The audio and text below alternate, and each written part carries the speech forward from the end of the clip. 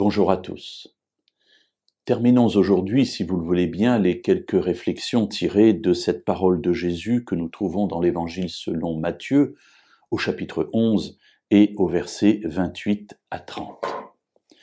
Nous avons vu hier que Jésus nous encourage à prendre son joug sur lui et que ce joug, ce sont ses instructions, ce sont les paroles qu'il désire nous donner. « Apprenez de moi », dira-t-il.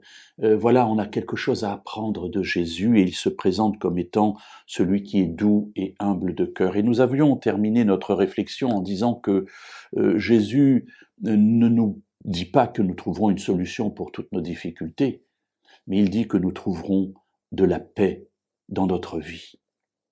Et il termine sa parole en disant « Car mon joug est aisé et mon fardeau léger ».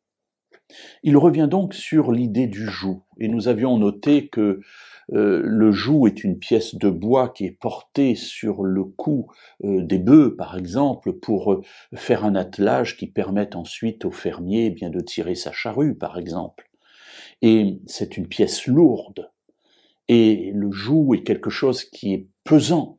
Or, Jésus nous dit « Non, non, mon joug, mes instructions, tout ce que je désire vous dire pour que vous trouviez du repos, mon joug est aisé et mon fardeau léger. » Aisé, bon, utile, ce sont les idées qui se trouvent dans ce terme-là.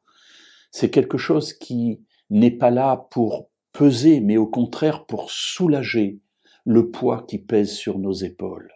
Et comme nous l'avions vu dans une précédente réflexion sur ce texte, eh bien, celui qui porte le plus, c'est celui qui est le plus fort. Or, le plus fort dans cet attelage, ça n'est pas nous, ça n'est pas moi, mais c'est Jésus.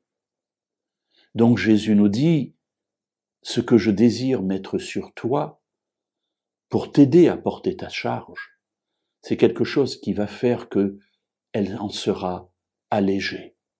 C'est moi qui porterai le plus de poids. C'est moi qui porterai la plus grosse charge.